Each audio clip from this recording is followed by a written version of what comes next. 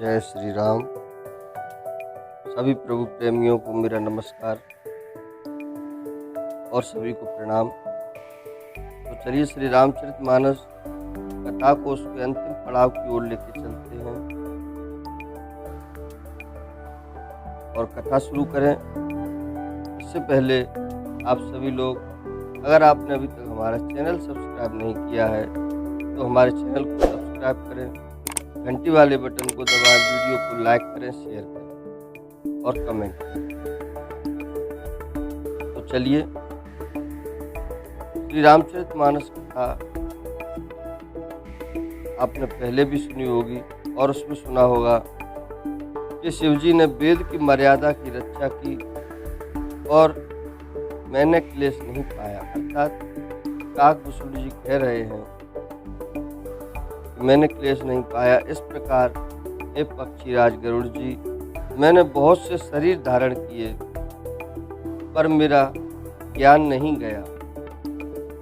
तिर्यक योनि अर्थात पशु पक्षी देवता या मनुष्य जो भी शरीर धारण करता, वहाँ वहाँ उस शरीर में मैं श्री राम जी का भजन जारी रखता। इस प्रकार मैं सुखी हो गया। परंतु एक सूल मुझे बना रहा। गुरु जी का कोमल सुशील स्वभाव मुझे कभी नहीं भूलता। अर्थात मैंने ऐसे कोमल स्वभाव दयालु गुरु का अपमान किया, यह दुख मुझे सदा बना रहा। मैंने अंतिम शरीर ब्राह्मण का पाया, जिसे पुराण और वेद देवताओं को भी दुर्लभ बताते हैं। मैं वहाँ ब्राह्मण शरीर में भी बालकों में मिलकर खेलता तो श्री रघुनाथ जी की सब लीलाएं किया करता। सयाना होने पर पिताजी मुझे पढ़ाने लगे।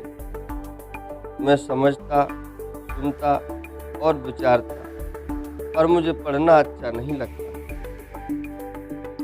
मेरे मन से सारी वासनाएं भाग गई। केवल श्री राम जी के चरणों में मेरी लव लग गई। हे गरुड़ जी, कहिए ऐसा कौन अभागा होगा जो कामधेनु को छोड़कर गदही की सेवा करेगा।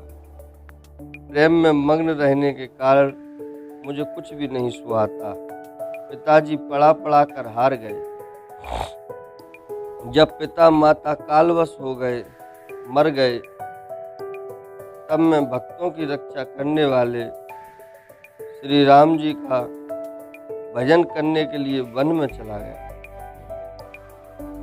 वन में जहाँ जहाँ मुनीश्वरों के आश्रम पाता, वहाँ वहाँ जा जाकर उन्हें सिर नवाता। हे गरुड़ जी, उनसे मैं श्री राम जी के गुणों की कथाएं पूछता। वे कहते और मैं हर्षित होकर सुनता। इस प्रकार मैं सदा सर्वदा श्री हरि के गुणानुवाद सुनता फिरता। शिव जी की कृपा से मेरी सर्वत्र अबाध गति थी। अर्थात मैं जहाँ चाहता वहाँ जा सकता था। मेरी तीनों प्रकार की, पुत्र की, धन की और मन की गहरी प्रबल वासनाएं छूट गईं और हृदय में एक यही लालसा अत्यंत बढ़ गई कि जब श्री रामचंद्र जी के चरण कमलों के दर्शन करूं, तब अपना जन्म सफल हुआ समझो। जिनसे मैं पूछता, वे ही मुनि ऐसा कहते कि ईश्वर सर्वभूतमय है। यह निर्गुण मत मुझे नहीं सुहाता था। हृदय में सगुण ब्रह्म पर प्रीति बढ़ रही थी। गुरु जी के वचनों का स्मरण करके मेरा मन श्री राम जी के चरणों में लग गया। मैं क्षण क्षण नया नया प्रेम प्राप्त करता हुआ श्री रघुनाथ जी का यश गाता फिरता था। सुमेरु पर्वत के शिखर पर बड़ की छाया में लोमश मुनि बैठे थे। उन्हें देखकर मैंने उनके चरणों में सिर नवाया और अत्यंत दीन वचन कहे। हे पक्षीराज, मेरे अत्यंत नम्र और कोमल वचन सुनकर कृपालु मुनि मुझे से आदर के साथ पूछने लगे, हे ब्राह्मण, आप किस कार्य से यहाँ आए हैं? तब मैंने कहा, हे कृपा निधि, आप सर्वज्ञ हैं और सुजान हैं। हे भगवान, मुझे सगुण ब्रह्म की आराधना की प्रक्रिया कहिए। तब हे पक्षीराज, मुनीश्वर ने श्री रघुनाथ जी के गुणों की कुछ कथाएं आदर्श सहित कही। फिर वे ब्रह्म ज्ञान परायण विज्ञानवान मुनि मुझे परम अधिकारी जानकर ब्रह्म का उपदेश करने लगे कि वह अजन्मा है, अद्वैत है, निर्गुण है और हृदय का स्वामी है। उसे कोई बुद्धि के द्वारा माप नहीं सकता। वह इच्छा रहित, नाम रहित, रूप रहित, अनुभव से जानने योग्य, अखंड और उपमा रहित है। वह मन और इंद्रियों से परे, निर्मल, विनाश रहित, निर्विकार, सीमा रहित और सुख की राशि है। वेद ऐसा गाते हैं कि वही तू है, तत्वमसि, जल और जल की लहर की भांति, उसमें और तुझमें कोई भेद नहीं है। मुनि ने मुझे अनेकों प्रकार से समझाया, पर निर्गुण मत मेरे हृदय में नहीं बैठा। मैंने फिर मुनि के चरणों में सिर नवाकर कहा, हे मुनीश्वर, मुझे सगुण ब्रह्म की उपासना कहिए। मेरा मन राम भक्ति रूपी जल में मछली हो रहा है, उसी में रम रहा है।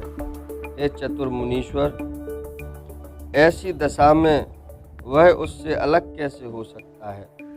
आप दया करके मुझे वही उपदेश उपाय कहिए जिससे मैं श्री रघुनाथ जी को अपनी आंखों से देख सकूं।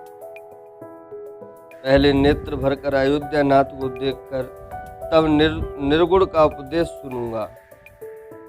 मुनि ने फिर अनुपम हरि कथा कहकर सगुण मत का खंडन करके निर्गुण का निरूपण किया। तब मैं निर्गुण मत को हटाकर बहुत हट करके सगुण का निरूपण करने लगा। मैंने उत्तर प्रत्युत्तर किया। इससे मुनि के शरीर में क्रोध चिन्ह उत्पन्न हो गए। हे प्रभु, सुनिए, बहुत अपमान करने पर ज्ञानी के भी हृदय में क्रोध उत्पन्न हो जाता है। यदि कोई चंदन की लकड़ी को बहुत अधिक रगड़े तो उसमें भी अग्नि प्रकट हो जाएगी। मुनि बार बार क्रोध सहित ज्ञान का निरूपण करने लगे। तब मैं बैठा बैठा अपने मन में अनेकों प्रकार के अनुमान करने लगा। बिना द्वैत बुद्धि के क्रोध कैसा, और बिना अज्ञान के क्या द्वैत बुद्धि हो सकती है? माया के वश रहने वाला परिच्छिन्न जड़ जीव क्या ईश्वर के समान हो सकता है? सबका हित चाहने से क्या कभी दुख हो सकता है? जिसके पास पारस मणि है, उसके पास क्या दरिद्रता रह सकती है? दूसरे से द्रोह करने वाले क्या निर्भय हो सकते हैं? और कामी क्या कलंक रहित बेदाग रह सकते हैं? ब्राह्मण का बुरा करने से क्या वंश रह सकता है? स्वरूप की पहचान होने पर क्या कर्म हो सकते हैं? दृष्टों के संग से क्या किसी के सुबुद्धि उत्पन्न हुई है? पर स्त्रीगामी क्या उत्तम गति पा सकता है? परमात्मा को जानने वाले कहीं जन्म मरण के चक्कर में पड़ सकते हैं। भगवान की निंदा करने वाले कभी सुख पा सकते हैं। नीति बिना जाने क्या राज्य रह सकता है? और श्री हरि के चरित्र वर्णन करने पर क्या पाप रह सकते हैं? बिना पुण्य के पवित्र यश प्राप्त हो सकता है? बिना पाप के भी क्या कोई अपयश पा सकता है? जिसकी महिमा वेद संत और पुराण गाते हैं, उस हरि भक्त के समान क्या कोई दूसरा लाभ भी है? हे भाई, जगत में क्या इसके समान दूसरी भी कोई हानि है कि मनुष्य का शरीर पाकर भी श्री राम जी का भजन न किया जाए? चुगलखोरी के समान क्या कोई दूसरा पाप है? और हे गरुड़ जी, दया के समान क्या कोई दूसरा धर्म है? इस प्रकार मैं अनगिनत युक्तियां मन में विचारता था और आदर के साथ मुनि का उपदेश नहीं सुनता था। जब मैंने बार बार सगुण का पक्ष स्थापित किया तब मुनि क्रोध युक्त वचन बोले, अरे मूढ़, मैं तुझे सर्वोत्तम शिक्षा देता हूँ, तो भी तू उसे नहीं मानता और बहुत से उत्तर प्रत्युत्तर लाकर रखता है। मेरे सत्य वचन पर विश्वास नहीं करता, कौवे की भांति सभी से डरता है। अरे मूर्ख, तेरे हृदय में अपने पक्ष का बड़ा भारी हट है, अतः तू शीघ्र चांडाल पक्षी कौवा हो जा। मैंने आनंद के साथ मुनि के साप को सर पर चढ़ा लिया। उससे मुझे न कुछ भय हुआ न दीनता ही आई। तब मैं तुरंत ही कौवा हो गया। फिर मुनि के चरणों में सिर नवाकर और रघुकुल शिरोमणि श्री राम जी का स्मरण करके मैं हर्षित होकर उड़ चला। शिव जी कहते हैं, हे उमा, जो श्री राम जी के चरणों के प्रेमी हैं और काम, अभिमान तथा क्रोध से रहित हैं, वे जगत को अपने प्रभु से भरा हुआ देखते हैं, फिर वे किससे बैर करें? काकभूषण जी ने कहा, हे पक्षीराज गरुड़ जी, सुनिए, इसमें ऋषि का कुछ भी दोष नहीं था। रघुवंश के विभूषण श्री राम जी ही सबके हृदय में प्रेरणा करने वाले हैं। कृपा सागर प्रभु ने मुनि की बुद्धि को भोली करके मेरे प्रेम की परीक्षा ली। मन, वचन और कर्म से जब प्रभु ने मुझे अपना दास जान लिया, तब भगवान ने मुनि की बुद्धि फिर पलट दी। ऋषि ने मेरा महान पुरुषों का सा स्वभाव, धैर्य, अक्रोध, विनय आदि और श्री राम जी के चरणों में विशेष विश्वास देखा। तब मुनि ने बहुत दुख के साथ बार बार पछताकर मुझे आदर पूर्वक बुला लिया। उन्होंने अनेकों प्रकार से मेरा संतोष किया और तब हर्षित होकर मुझे राम मंत्र दिया। कृपा निधान मुनि ने मुझे बालक रूप श्री राम जी का ध्यान की विधि बतलाया। सुंदर और सुख देने वाला यह ध्यान मुझे बहुत ही अच्छा लगा। वह ध्यान मैं आपको पहले ही सुना चुका हूँ। मुनि ने कुछ समय तक मुझको वहाँ रखा, तब उन्होंने रामचरितमानस वर्णन किया। आदर पूर्वक मुझे यह कथा सुनाकर फिर मुनि मुझसे सुंदर वाणी बोले, हे तात, यह सुंदर और गुप्त रामचरितमानस मैंने शिवजी से पाया था, अर्थात शिवजी की कृपा से पाया था।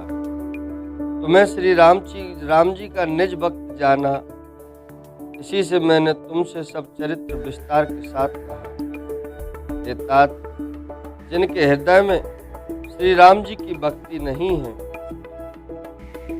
उनके सामने इसे कभी नहीं कहना चाहिए। मुनि ने मुझे बहुत प्रकार से समझाया। तब मैंने प्रेम के साथ मुनि के चरणों में सिर नवाया। मुनीश्वर ने अपने कर कमलों से मेरा सिर स्पर्श करके हर्षित होकर आशीर्वाद दिया कि अब मेरी कृपा से तेरे हृदय में सदा प्रगाढ़ राम भक्ति बसेगी। तुम सदा श्री राम जी को प्रिय हो और कल्याण रूप गुणों के धाम, मान रहित इच्छा अनुसार रूप धारण करने में समर्थ, इच्छा मृत्यु, जिसकी शरीर छोड़ने की इच्छा करने पर ही मृत्यु हो, बिना इच्छा की मृत्यु न हो, एवं ज्ञान और वैराग्य के भंडार हो। इतना ही नहीं, श्री भगवान को स्मरण करते हुए तुम जिस आश्रम में निवास करोगे, वहाँ 1 योजन तक अविद्या, माया, मोह नहीं व्यापेगी। काल, कर्म, गुण, दोष और स्वभाव से उत्पन्न कुछ भी दुख तुमको कभी नहीं व्यापेगा। अनेकों प्रकार के सुंदर श्री राम जी के रहस्य गुप्त मर्म के चरित्र और गुण जो इतिहास और पुराणों में गुप्त और प्रकट हैं, वर्णित और लक्षित हैं। तुम उन सब को भी बिना ही परिश्रम जान जाओगे। श्री राम जी के चरणों में तुम्हारा नित्य नया प्रेम हो। अपने मन में तुम जो कुछ इच्छा करोगे, श्री हरि की कृपा से उसकी पूर्ति कुछ भी दुर्लभ नहीं हो। हे धीर बुद्धि गरुड़ जी, सुनिए। मुनि का आशीर्वाद सुनकर आकाश में गंभीर ब्रह्मवाणी हुई कि हे ज्ञानी मुनि, तुम्हारा वचन ऐसा ही हो, सत्य हो। यह कर्म, मन और वचन से मेरा भक्त है। आकाशवाणी सुनकर मुझे बड़ा हर्ष हुआ। मैं प्रेम में मग्न हो गया और मेरा सब संदेह जाता रहा। तदंतर मुनि की विनती करके आज्ञा पाकर और उनके चरण कमलों में बार बार सिर नवाकर मैं हर्ष सहित इस आश्रम में आया। प्रभु श्री राम जी की कृपा से मैंने दुर्लभ वर पा लिया है। हे पक्षीराज, मुझे यहाँ निवास करते 27 कल्प बीत गए। मैं यहाँ सदा श्री रघुनाथ जी के गुणों का गान किया करता हूँ और चतुर पक्षी उसे आदर पूर्वक सुनते हैं। अयोध्यापुरी में जब जब श्री रघुवीर भक्तों के हित के लिए मनुष्य शरीर धारण करते हैं, तब तब मैं जाकर श्री राम जी की नगरी में रहता हूँ और प्रभु की शिशु लीला देखकर सुख प्राप्त करता हूँ। फिर हे पक्षीराज, श्री राम जी के शिशु रूप को हृदय में रखकर मैं अपने आश्रम में आ जाता हूँ। जिस कारण से मैंने कौवे की देह पाई, वह सारी कथा आपको सुना दी। हे तात, मैंने आपके सब प्रश्नों के उत्तर कहे। आहा, राम भक्ति की बड़ी भारी महिमा है। मुझे अपना यह काक शरीर इसलिए प्रिय है कि इसमें मुझे श्री राम जी के चरणों का प्रेम प्राप्त हुआ। इसी शरीर से मैंने अपने प्रभु के दर्शन पाए और मेरे सब संदेह जाते रहे। मैं हट करके भक्ति पक्ष पर अड़ा रहा, जिससे महर्षि लोमस ने मुझे शाप दिया। परंतु उसका फल यह हुआ कि जो मुनियों को भी दुर्लभ है, वह वरदान मैंने पाया। भजन का प्रताप तो देखिए। तो भक्तों, इस प्रकार काकभूषण जी ने अपनी कथा गरुड़ जी को सुनाई और इसके आगे अभी कथा और बाकी है। उसे सुनने के लिए आप हमारे चैनल को सब्सक्राइब करें, घंटी वाले बटन को दबाएं, वीडियो को लाइक करें, शेयर करें, जिससे आपको और भी आगे की कथा प्राप्त हो। तो चलिए, अभी हम अपने कथा को यहाँ पर विराम देते हैं और आपसे क्षमा चाहते हैं। और एक बार फिर से आप सभी को हमारा प्रणाम। जय श्री राम।